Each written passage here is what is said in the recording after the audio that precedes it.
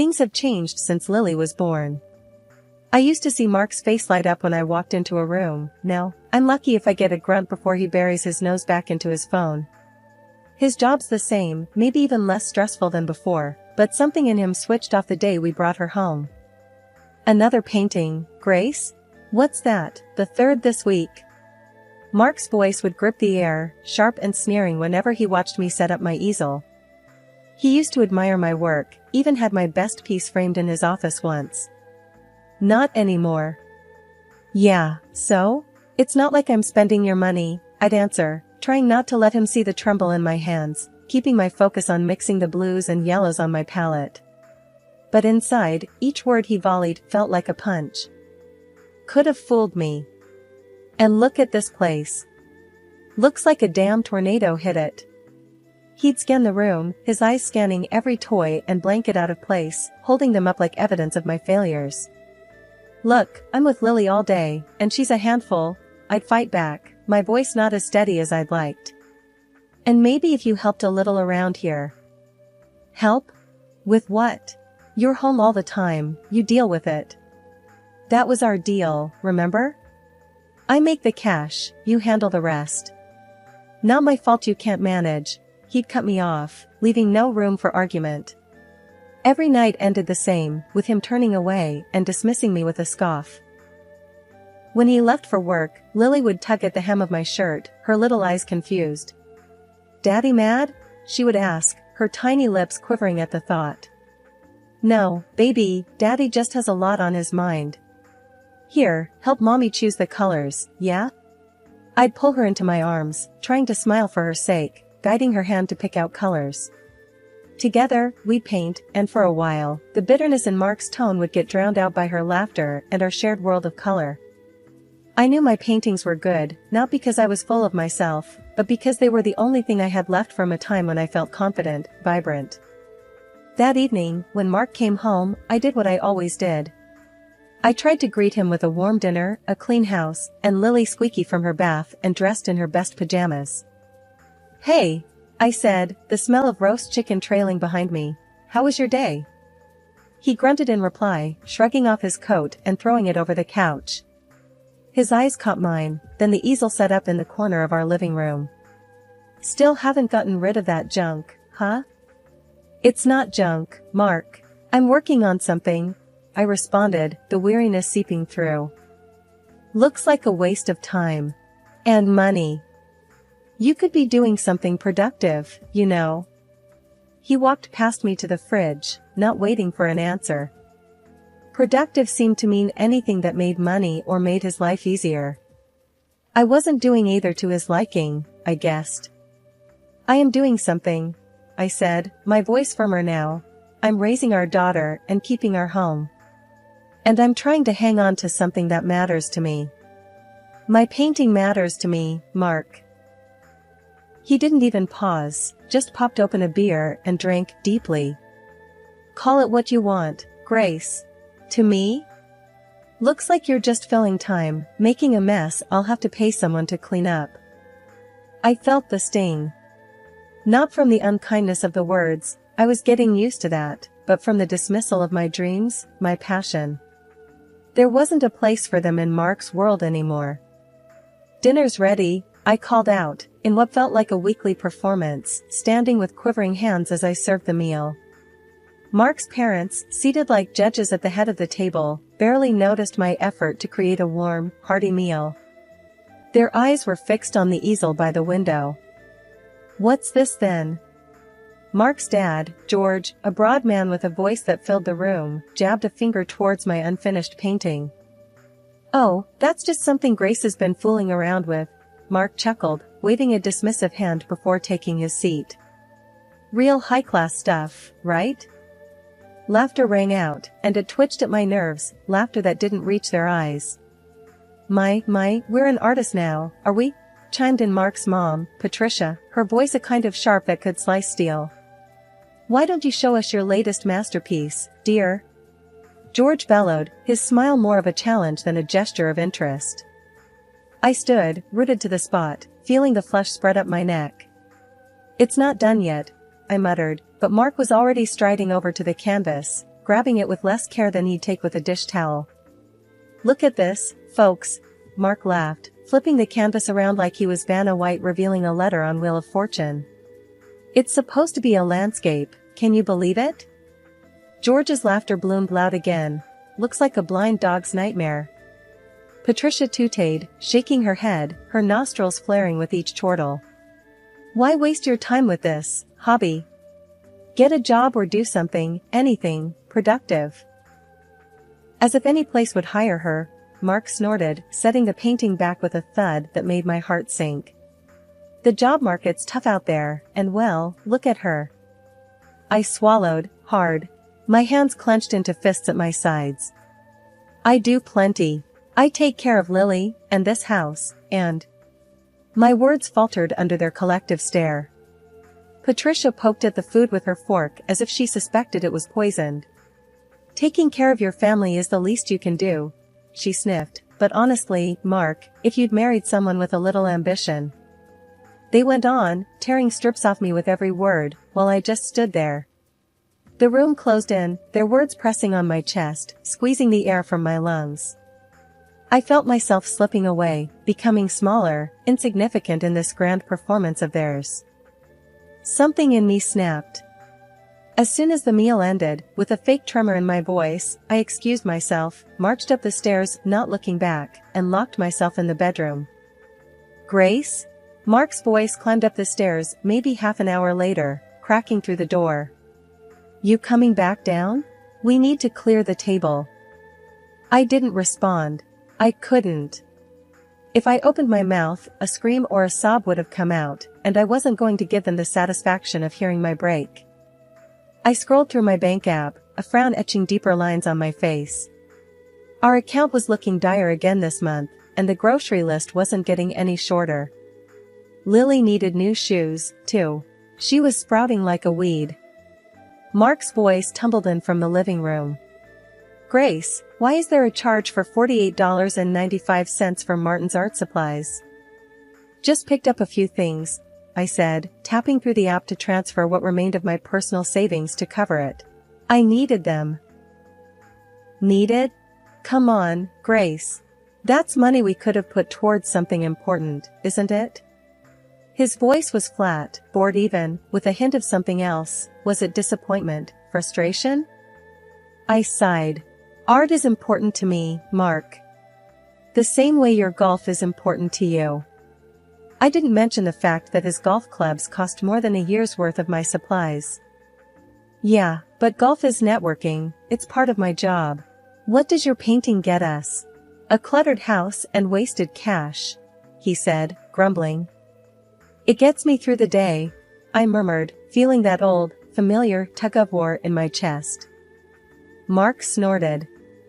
"Through the day? We have to be smart about money, not just spend it on whatever gets us through the day. Budget, Grace. Budget." That word felt like a choke chain. "I pay for my art supplies with my own money, Mark.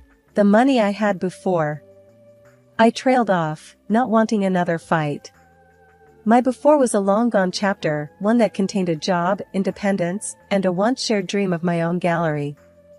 "Your money's our money, isn't it?" He shot back, the insinuation that my financial independence was history, clear in his tone. "And that your money is running out fast. What then?" Later at the store, I chose the cheaper brands, counting every cent, every compromise. With the rest, I bought the smallest tubes of paint, the ones I could slip into the cart without raising eyebrows. Back home, I unpacked the bags with robotic precision, every item a testament to our tightrope walk above financial ruin. "Putting back some luxuries, are we?" Mark commented, his gaze landing on the no-name cereal and store-brand pasta.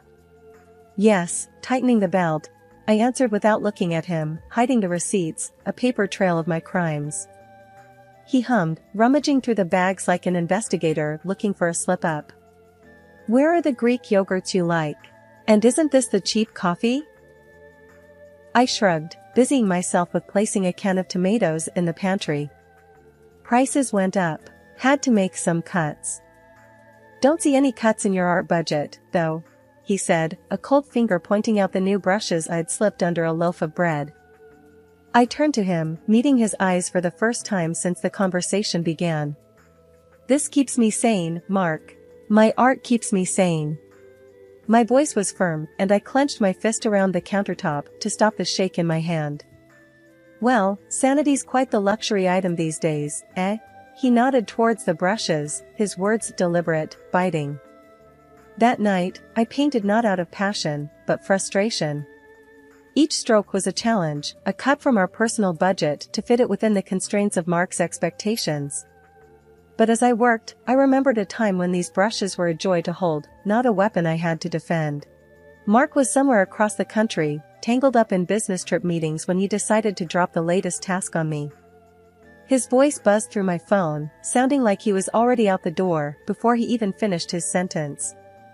Grace, you gotta pull together a birthday present for my boss's wife, Clara. Her big day's in a week. Okay, do you have any cash set aside for that? I asked, squinting at our already tight budget on my laptop screen. Nah, you figure it out. Just make it look like we put some thought into it, he muttered, sounding distracted. Hang on, you want something nice, but I'm supposed to magic up the funds for it? I could feel the heat rising in my cheeks. You always find a way. Make it happen, Grace. And with that cheery little line, he was gone. I let out a long, slow breath, closing my eyes and trying to push back the frustration gnawing at my last nerve. Didn't have the cash, but I needed something that would knock Clara's socks off. No pressure, right? After a deep dive into Clara's online world, it was clear she had a thing for art. Her feed was full of gallery visits, pictures of canvases that probably cost more than our car. She even had photos with artists, talked about supporting the arts, patronage, and all that jazz. An idea sparked, and I grabbed it before it could blaze out of my mind. A painting, from me. I had the paints. I had the canvas. I sure as hell had the motive. I'd give Clara something no one else could, not off some high street. I spun the idea in my mind, letting it settle. I could picture the brush strokes already, feel the drag of bristles against canvas. It would be personal, and it'd be free. Bonus. A painting, then. Decision made. I was going to need every minute of every day if it was going to look anything like the kind of stuff Clara posted. I pulled out my old easel, set it up in the living room, and got to work. All the while, fingers crossed that my little slice of creativity would cut it in the high-stakes world of business birthday gifts.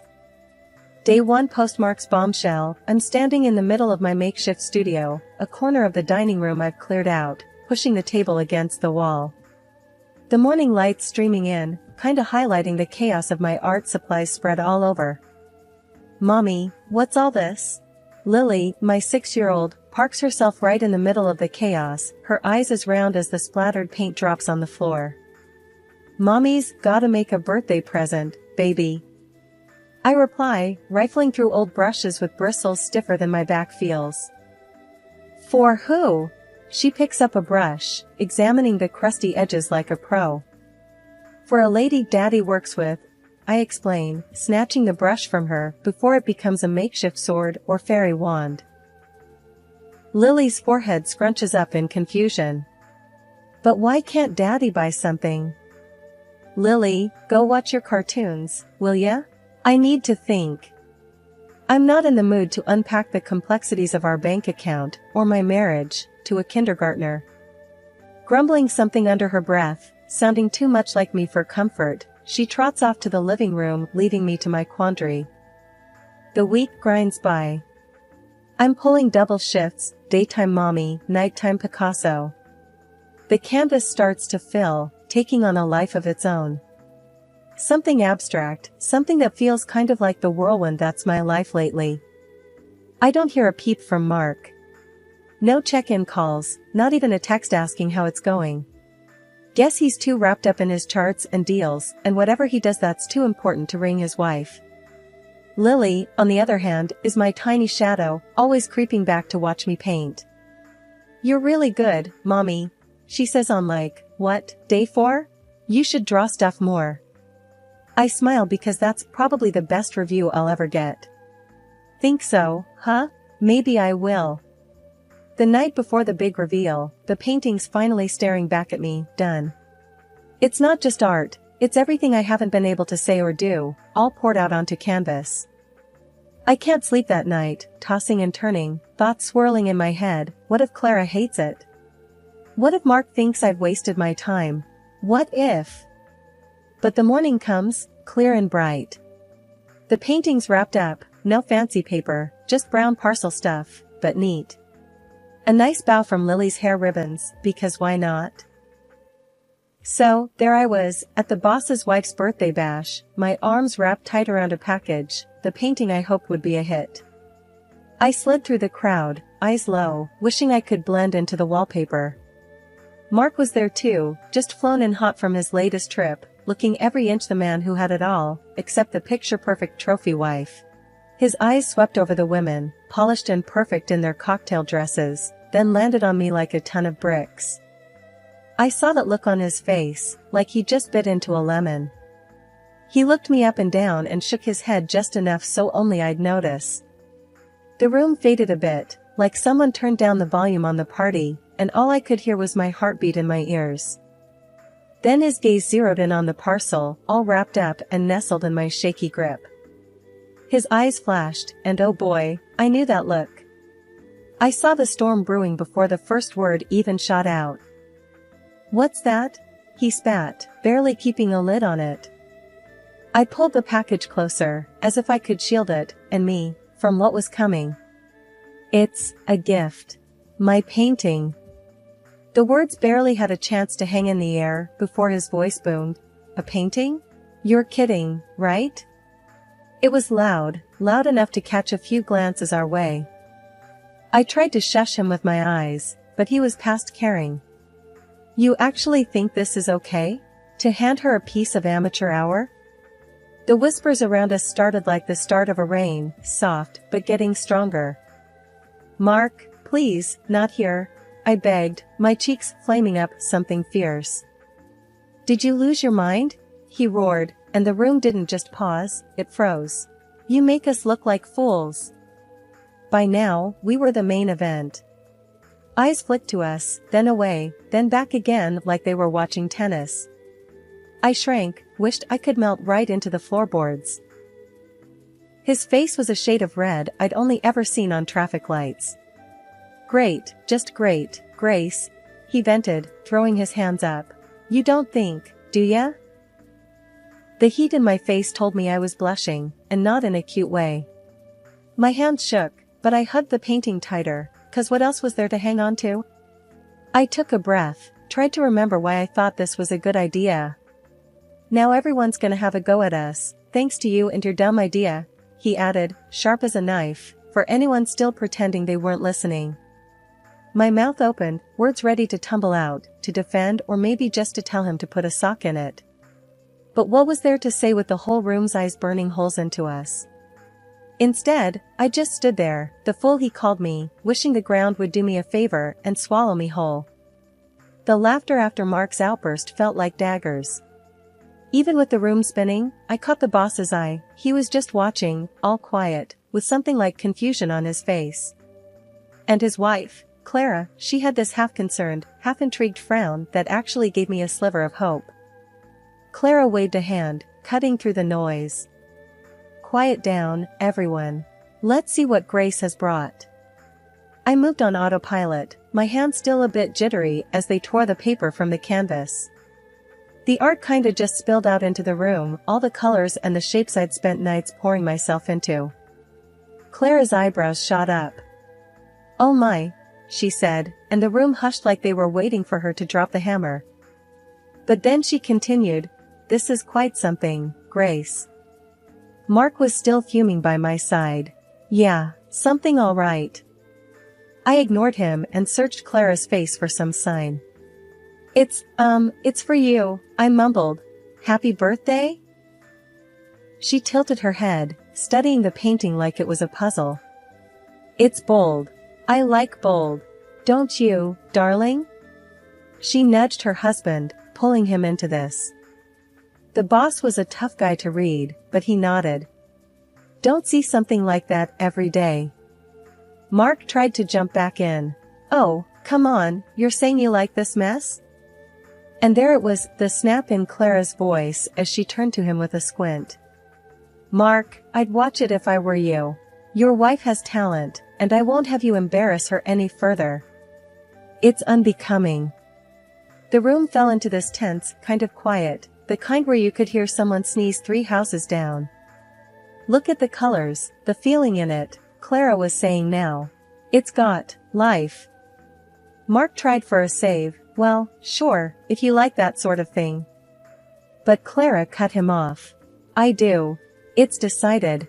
This goes right in the foyer. I blinked. Was this actually happening? You sure, babe? The boss chimed in. It's not exactly.